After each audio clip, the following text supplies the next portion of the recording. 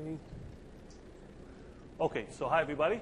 I'm Tomer. I'm co-founder and CEO of DatArcs. Just to put things into context why you are here, it's because DatArcs is developed in the context of the one-way programs at the Jacobs Institute of Cornell Tech. And what we do is we provide higher. Better? Okay. And thank you. We provide software for dynamic tuning of servers in order to achieve higher performance and energy efficiency. Now, I assume that some of you have some experience with tuning, so this is going to be a technical talk and a little bit of hands-on. And if not, that's okay. I hope to make it simple. So I want to start with an intuition behind this talk. Servers today are very complex, as you've seen in the previous two presentations. And system designers, server designers, don't know in advance what the servers that they're designing will be used for exactly. So what do? They estimate. They have a bunch of benchmarks that they think are representative of the typical use case scenarios that their customers will use.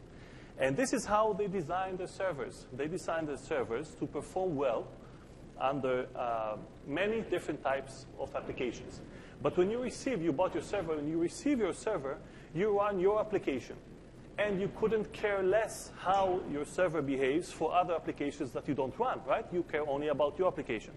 So the intuition that I hope all of you have is that if you focus only on your application and you let go of all the limitations of working with other applications, you can achieve much higher performance by tuning.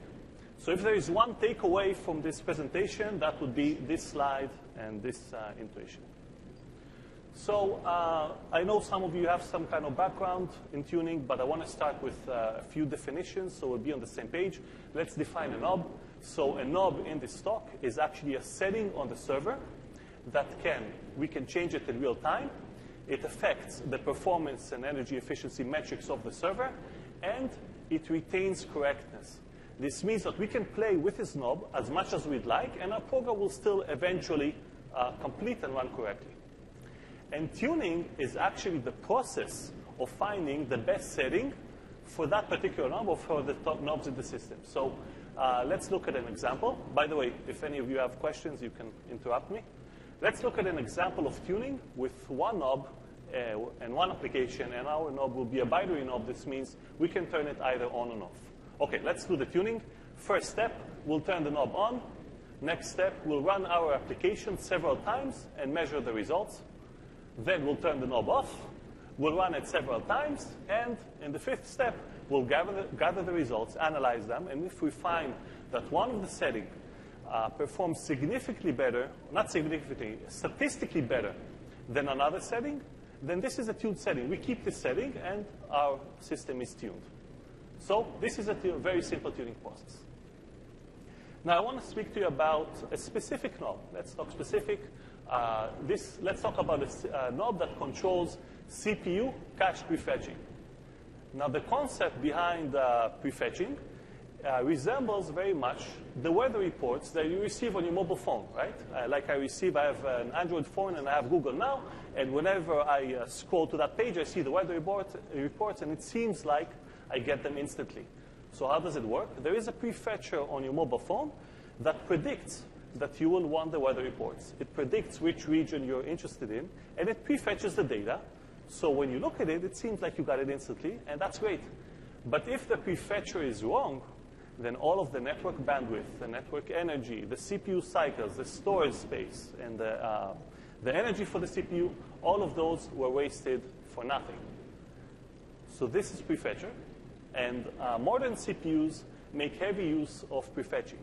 This is because CPUs operate at very high frequencies, and they have a very limited space on the CPU itself for data. So they keep most of the data outside the chip. So whenever the CPUs need to access this data, they need to wait something in the order of tens of nanoseconds for each access. Now, this would seem like not a lot, but from the perspective of the CPU, it's like eternity, because during this time, the CPU can execute hundreds of instructions. So there's a prefetcher on the CPU that basically fetches data before the CPU asks for it. So it does three main things. First, it predicts which data the CPU will need in the future, but it does not currently have on the die. Second, it predicts which data it has on the die, but it won't be needed in the near future. And then it replaces this data with the data that it fetches from external memory. Now, notice how many times I said predict, right?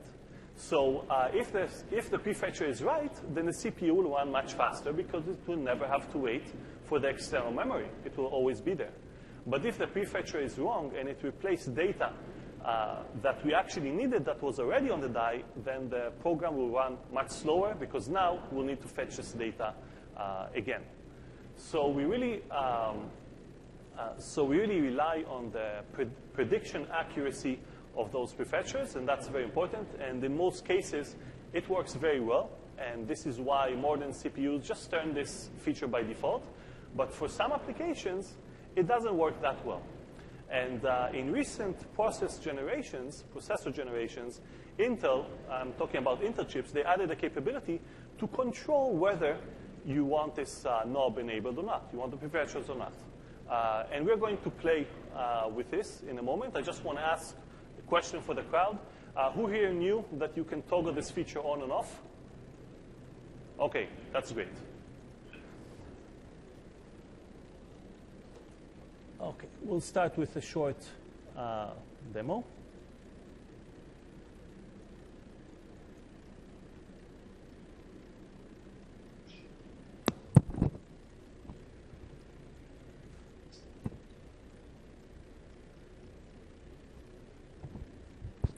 So I provisioned a packet type 1 server. So thank you, Packet, by the way, for the server. And we're going to just install what we need.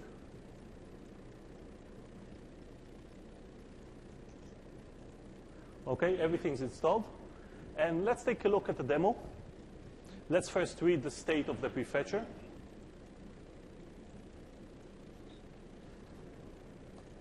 OK, you see that 0 over there. It means the prefetchers are currently on. It's flipped. Let's run our demo.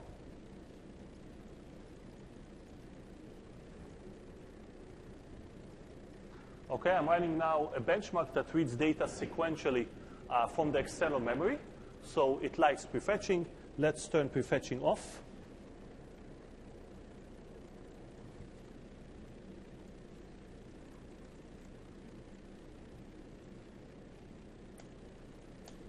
And run it again.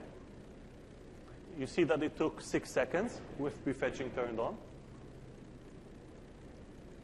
Now it took 8 seconds. So this means that this benchmark likes prefetching. Let's turn prefetching back on. And let's do another benchmark.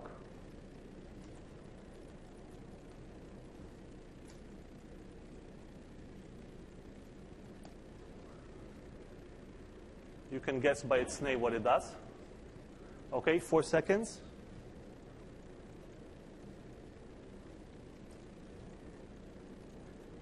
Now I turn the prefetching off. 3.5 seconds. So let's prepare the next thing.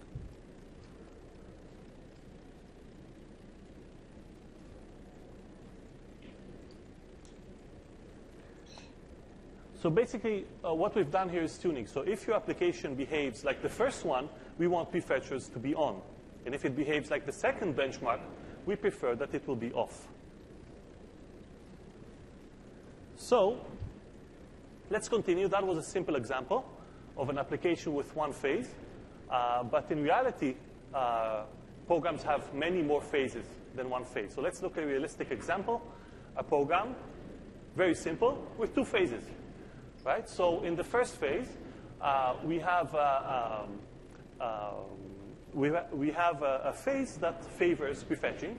And in the second phase, we have a phase that doesn't like prefetching. And we'll try to tune this program. Now, if we take the same approach like we did with the previous slide, we will actually tune for the average case and not for each phase separately. So I want to show it to you now.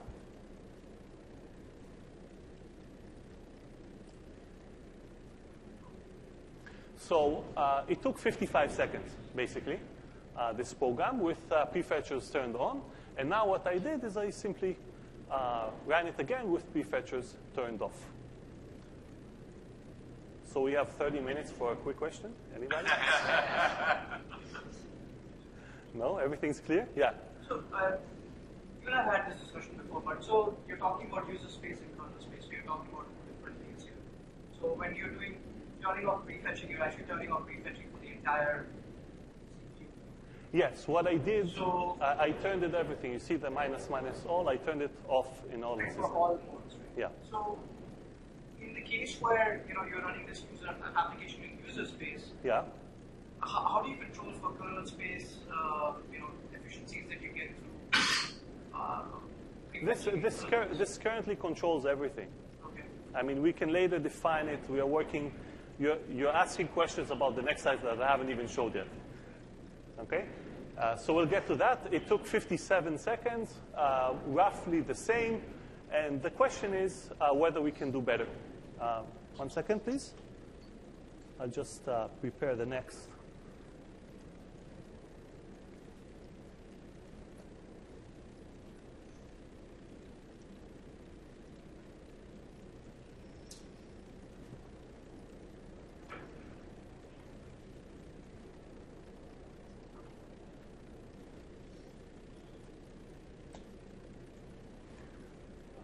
There was a question? That command wipe out the L3 cache too. I can't hear. That command wipe out the L3 cache too, or I just won't ever go look at it. That command, as far as I know, does not wipe the L3 cache. Not to do the prefetching, yeah. Not consult it or not try and update it. Sorry? Tell it not to actually consult the L3 cache or to not try to update it further. So it just turns it off. So the prefetchers are usually from L2. They just stop the prefetching. So does it still, if something is useful in there, will it still use it or does it validate? No, it doesn't invalidate. Whatever is there and it's useful, then it stays in, yeah. And you've seen, we've done this in a difference of seconds. So again, it's like eternity. Even if it would have wiped something, you wouldn't have felt it. Okay, so let's continue. The question is whether we can do better than 55 and 57 seconds that we got using manual tuning, knowing that there are phases. So hold that thought. Until now, we discussed only one knob. And as you can imagine, modern systems have many more knobs that you can tune. We discussed in hardware, you have hardware prefetching, but you also have SMT, or more known as hyperthreading. You have cache partitioning and others. In the firmware, you also have many things that you can tune. You have DVFS, power states, microcode. And in the operating systems, you have hundreds of knobs that you can tune, like affinity, I/O scheduler, all sorts of stuff. And you also have tunables in the applications themselves, right? Think about the applications that you run. You can also tweak them and get maybe more performance and energy efficiency. And the idea here that I'm trying to convey is that there are hundreds of knobs, right? So it's impractical to expect a human being to know about all of these knobs and to understand the effects they have upon one on the other. So, this is just an example of the knobs that you have in Linux in the modules. Okay, so if you try to tune all of them, it's going to take you a whole lot of time. So basically, manual tuning is very limited. Because as I said before, you have hundreds of knobs. It's just too many to tune manually. And not only that, the knobs themselves depend on each other. Think about it, just 10 binary knobs can amount to 1 million states. And we are not talking about binary knobs, and certainly not 10. We have hundreds, so it's impractical to check every state, of course. And another thing is that the knobs themselves, the settings, depend on the actual hardware that you're using. So it's enough that you change the CPU, or even if you moved a PCI card from one slot to another slot, then the settings can change completely. Now, you can also look at a data center. There are people here in the crowd that have thousands of servers. They were not purchased all at once, right? They were purchased in batches. And every batch is different. So if you try to tune for one batch, that may not necessarily fit for another batch. So that's a problem. But not only that, the tuning is very dependent on the application. So every application would require different settings and even every input data. So that makes things more complicated. And on top of that, manual tuning, when you're doing manual tuning, there is no practical way to see within the phases of the application. That's simply impossible. You can only look at the start time and at the end time of your application. Trying to look in the middle, that's too difficult. And all that amounts to that all of these tasks are very labor intensive. And this is why, in practice, not a lot of organizations tune. And another reason for that is that this expertise, and think about it, you really need expertise here, is very hard to come by. And it's absent in most organizations.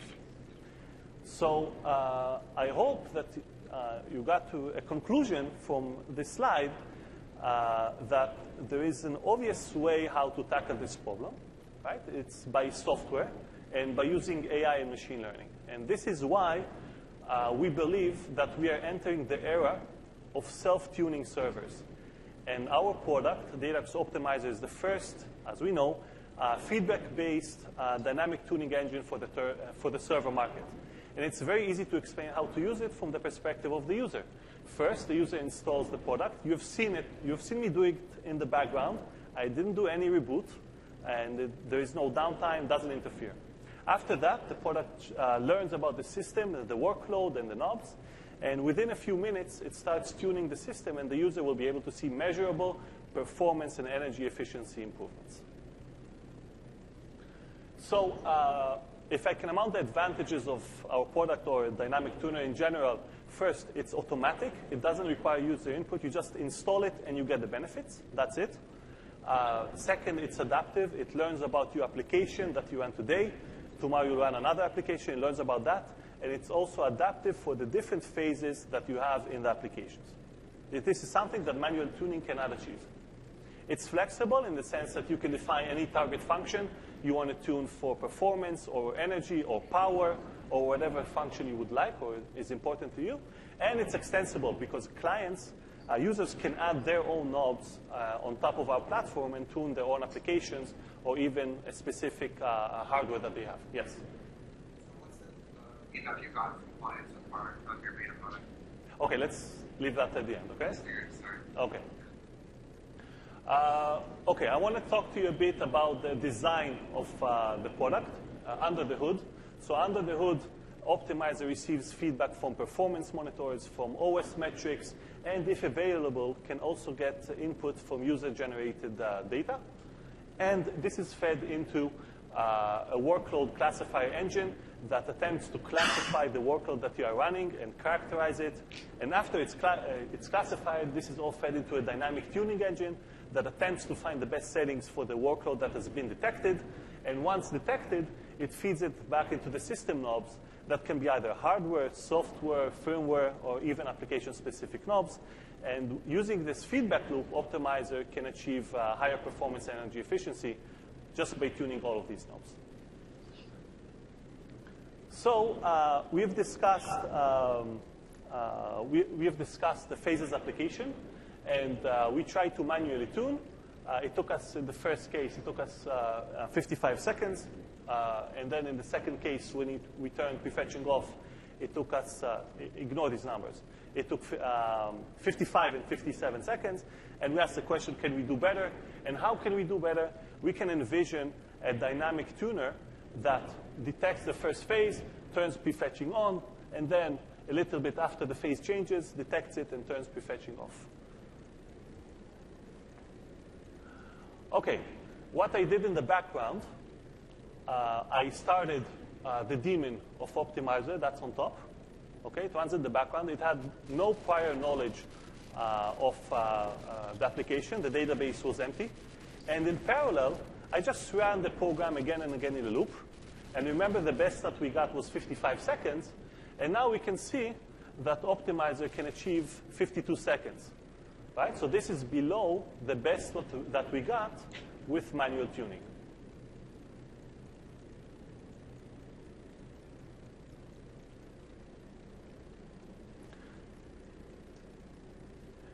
So this is a very strong result, actually, right?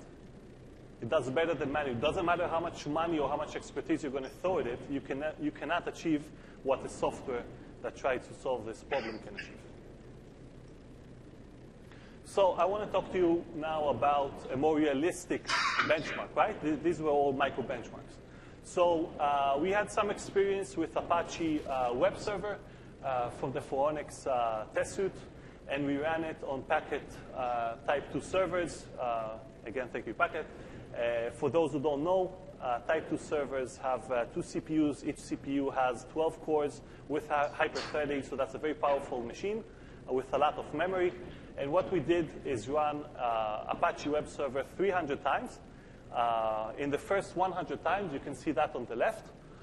That's the baseline phase. We just ran it without any dynamic tuning and normalized the results to 0% improvement. And by performance here, we mean the number of requests per second that the web server was able to answer. After that, we went into the learning phase. Okay? This means that we ran Optimizer in the background and ran again 100 times. And you can see the performance dropping a bit at the beginning and then jumping for an average of 17%. I know there are oscillations here. We still have work to do, obviously. And then in the third phase, we turned off the exploration or the learning in Optimizer, and we see that the performance jumps to above 25%. So think about it. We have an application. We used it until now. We just threw in another application in the background, and we got 25%. OK. Just to show that it extends to other servers, this is the same test, just being performed on another CPU. This one has 4 cores, 8 threads. And here we see that we see less oscillations, which is good. And we see that here we got 29%. So that's even better than the previous result. OK, now I want to go and talk a bit about Mellanox and networking. So we've heard how important networking is today in cloud benchmarks and cloud workloads. So we provisioned 2 Type 2 packet servers that each of them have ConnectX 3 Pro network card. It's a streamlined high-performance Ethernet card with 10 gigabits a second, and they're connected with a router. And we've teamed up with Mellanox, and over the last couple of weeks, we added networking knobs to our software with Mellanox's help. And we focused for this demo on one specific knob. It's TX microseconds. Basically, it controls the frequency of the interrupts that the sender of a packet gets when sending them. The details are not important. What is important is that we have one knob, and it can have 2 options, 16 or 512 microseconds.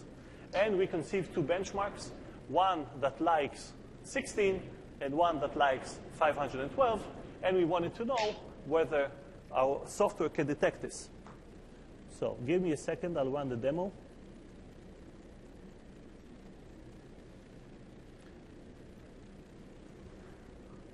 OK, I'm connecting now to the server.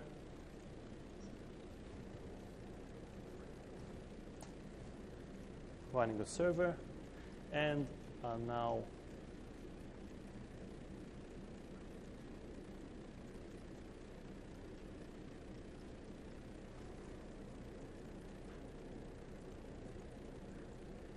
that's the second server. And let's start running an application.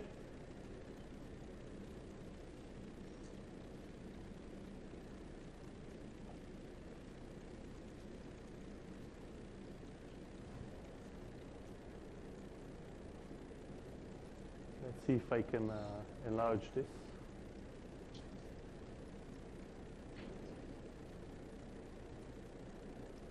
OK.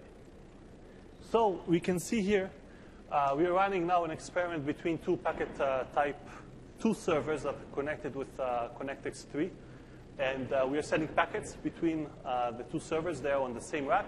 And we see here a very high speed, 9.4 gigabits per second. This is very, very close to line speed. So this means that it's configured correctly. And let's try to play with it now. I'm logging on to the same server.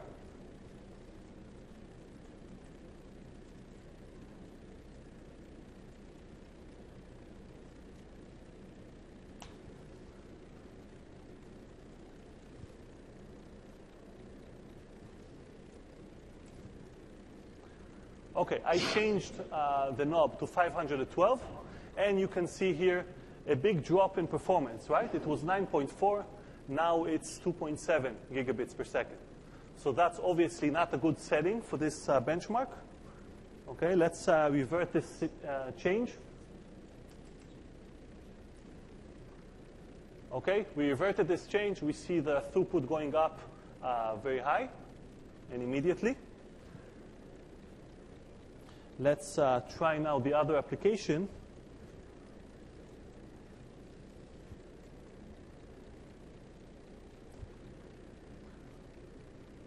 Okay, and here we see a benchmark with smaller packets. We see 1 to 1.2 gigabits per second, not exactly stable. And let's turn the knob back to 512. Okay, do you see the throughput jumping? It was 1, and now it's 1.6. Okay, let's turn him back down.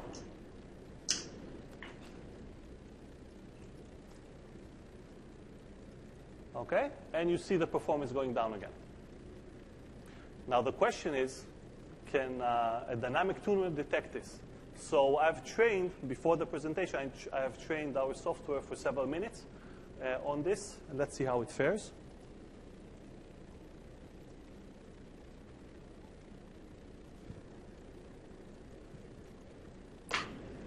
Okay, I started the daemon in the background. You can see the throughput, and aha, it works. Okay, you can see the throughput rising to 1.6. It detected it well. So, where's my cursor? Here. Let's see if it detects the other application also. I'm running the other one. 2.7. Automatically 9.4. So it runs in the background and continuously checks and tunes, and you get much better performance than you did if you did manual tuning.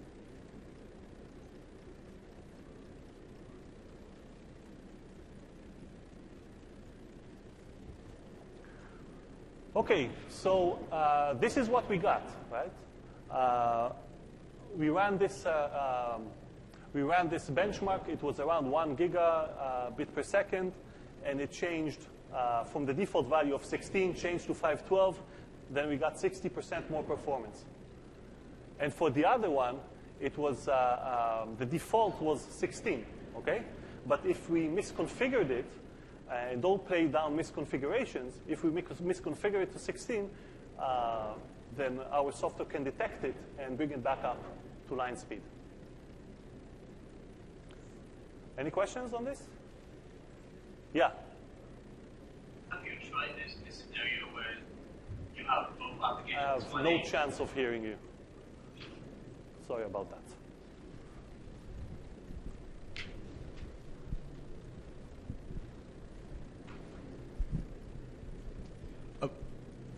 I'm curious, have you tried this with both applications running at the same time on the box? How does your optimizer perform? That's a very good question. We haven't tried it, and if I were to guess at the moment, what would happen is that it would take some kind of average. You can average though, because it's just one bit you're flipping. It would try to optimize which is better, which can get a better network performance. Percentage order percentage is going to be the one. It's probably going to leave it at 16 because the difference is much bigger. But we haven't tried it. Okay. Okay, let's move on to the last results I want to share with you, and this is quite exciting because we got this 2 days ago. We are still evaluating it, but we thought that it's a good idea to present because of the results. It's from the popular cloud suite cloud benchmarks. And I can say that one of the authors is Mike. Raise your hand. If you have questions, you can ask Mike. There are quite a few citations and works that cite this benchmark. And we used the Spark benchmark out of this suit. It has 3 containers, 1 master and 2 workers. And we ran it on type 2 server. And you can see here that we got a performance boost of 50%. Let's say you have 100 servers performing this exact task, okay? You put optimizer in the background and you save 33 servers, okay? Think about it. That's the magnitude of 50%. It's preliminary. We have to check that it's okay and see that it scales, but it just shows you the potential of dynamic tuning. And we're actually bringing all of the expertise that we have into the software so that users won't need to be experts. And this is the result. So before we wrap up, I have 2 more slides, don't worry. I want to talk to you about the trends behind dynamic tuning.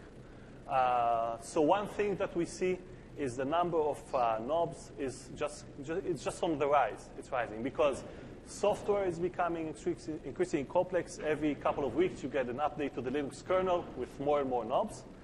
Hardware is becoming increasingly complex, and you see all of the knobs that they expose. And also, you start to see a lot of heterogeneity in the cloud. You start to see GPUs. You start to see, the offloading that we heard about previously. You have accelerators. You have FPGAs, and the list goes on and on. So the number of knobs is on the rise, and it makes everything much more complex. And this is the second trend that, unfortunately, the expertise is becoming much harder to come by because, first of all, it's complex, and second, there is some kind of a wrong assumption that the cloud takes care of everything. But this is not the case because, as the theme of this meetup is, hardware still matters. It really matters. And, we see the trend of containers and bare metal against VMs, and containers and bare metal can offer almost all of the advantages of VMs, but at a much higher performance and much lower cost. And we also see that the advantage of bare metals is not only by removing the slow layer of virtualization that can really slow you down. There is another advantage. It opens the opportunity to tune.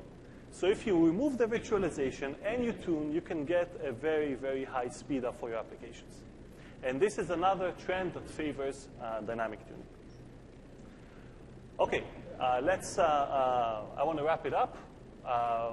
So basically, dynamic tuning is a quick and simple way to improve what we get out of our existing hardware in terms of performance and energy efficiency. And I've shown you Optimizer. It's the first time, by the way, that we demo it. And Demo God didn't strike. Demo God was kind to us today. And actually, Optimizer is the first that we know of feedback-based dynamic tuning engine for the server market. And we've also shown you some results. Some of them were very significant, around 50%. This is the graph here. And the thing is that we have only just begun because we only have a few tens of knobs here. There are hundreds that can be tuned, and some of them are complex knobs that can really have significant improvements. Maybe each one of them can have more than 10%. And if you accumulate that and you find the optimal solution, you can get a really, really high speed up. So today we are announcing beta version 0.3 that we share with our partners in a closed beta. We are waiting for feedback. We appreciate the feedback from our beta testers. If you would like to join the beta, shoot me an email or just come speak with me now. Otherwise, any kind of feedback that you have on this talk is greatly appreciated. So thank you very much. I'll be happy to take that.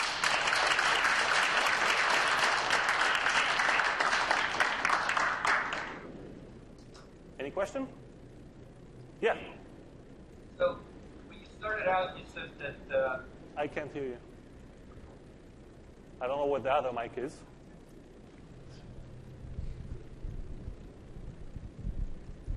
Thanks. When you started out, you said that you're limiting the space of knobs to things that don't break, your application.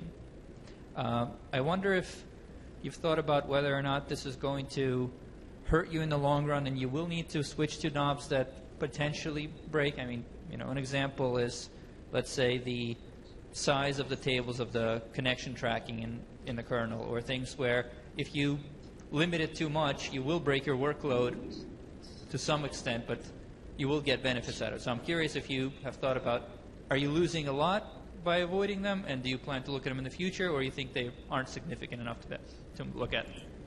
Okay, so the question is very good. I'll summarize it. There are some knobs in the knob space that may break the correctness of the program, may require a reboot. And the way we position this product is a hassle-free product. You install it and you get the improvements.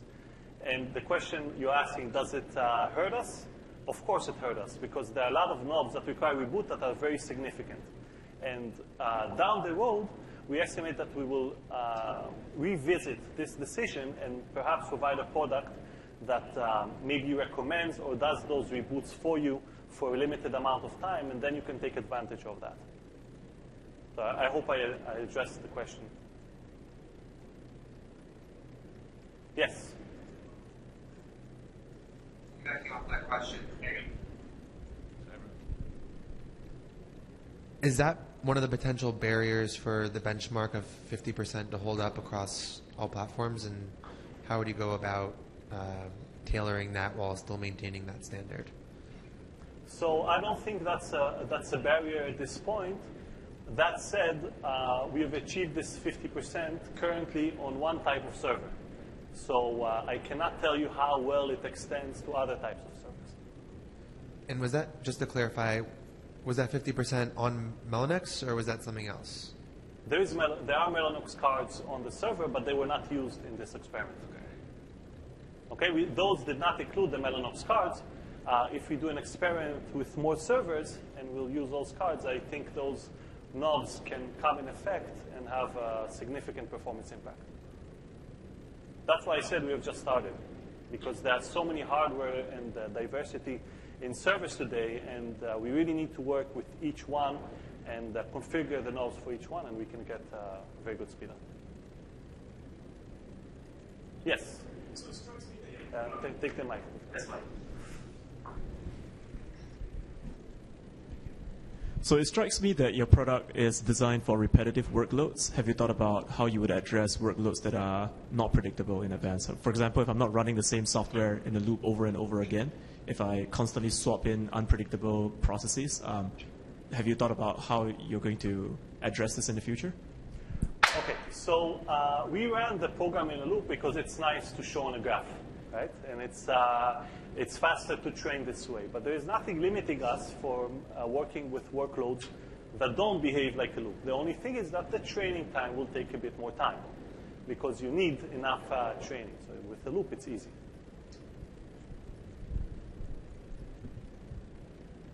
Did I address everything? Okay. Yes.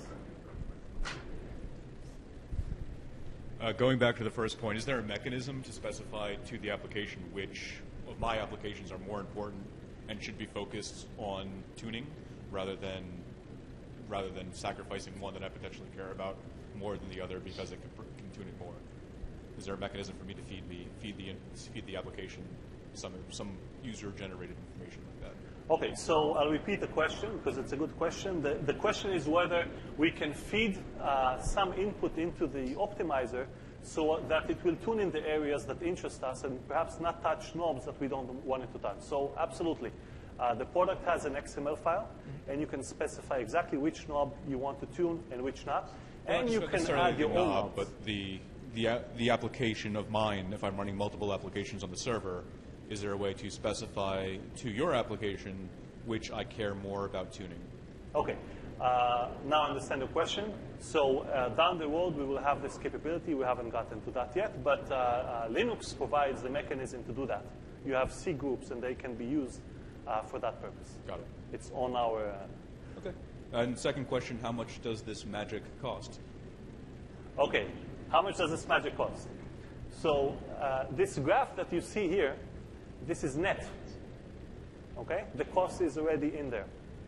So it's probably a few percent, but you don't see it. I mean, money-wise. Ah, How much do I pay you? let's talk. Maybe later. It's a fraction of the savings. Got it. I figured it is. Yes. Does your software work on any type of stack that works on? Does your software work on any type? Does it work with any stack that works on top of the stack? And if so, do you predict that it'll work with some stacks better than others? So currently, the software is for servers, and it runs on Linux in user space, with, of course, root privileges because it touches the knobs. For example, I'll add to that, your mobile phone also has a CPU, okay, and has an operating system, and our software can potentially run on that, but currently we are not focused on that. But it can run on that. It can run on network switches. You can take it everywhere.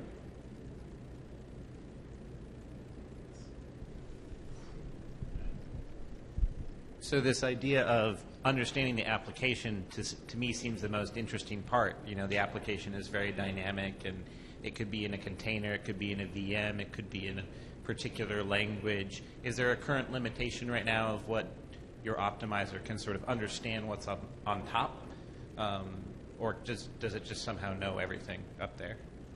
Okay, so this is, you've touched a point. That's the most complicated thing that we do, is understanding the application.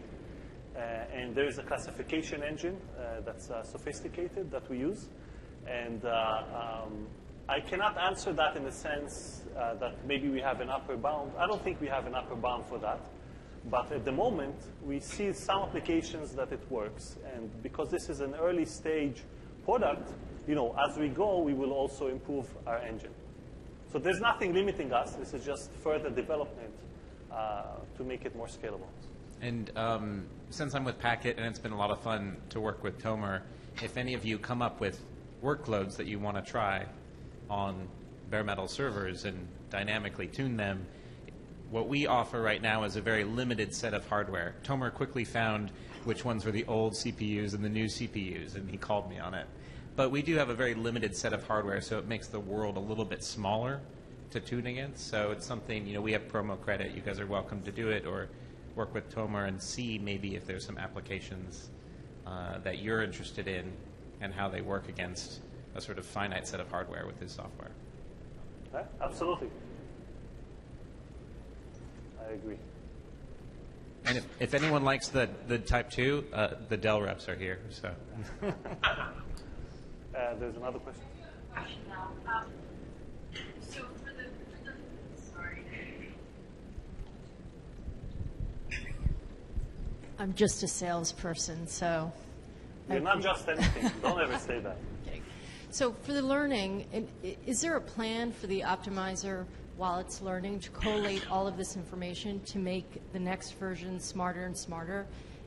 And if so, how would the optimizer share the information with the next set of optimizers and next set of optimizers? In other words, you're taking all of the learning, regardless of what machine, and being able to extract intelligence. Does that make sense? Of course, yes. We have plans to aggregate data among machine and share this data in order to speed up the learning process. So when you spin out some kind of application, you have a starting set of settings that performs well. But obviously, this is one of our premises that every hardware is different. You will have to locally tune it to reach the best settings, but you can get a head start with sharing and aggregating this data. Will it only be shared and aggregated within that stack, or among servers? But amongst different customer servers? Yes. Okay.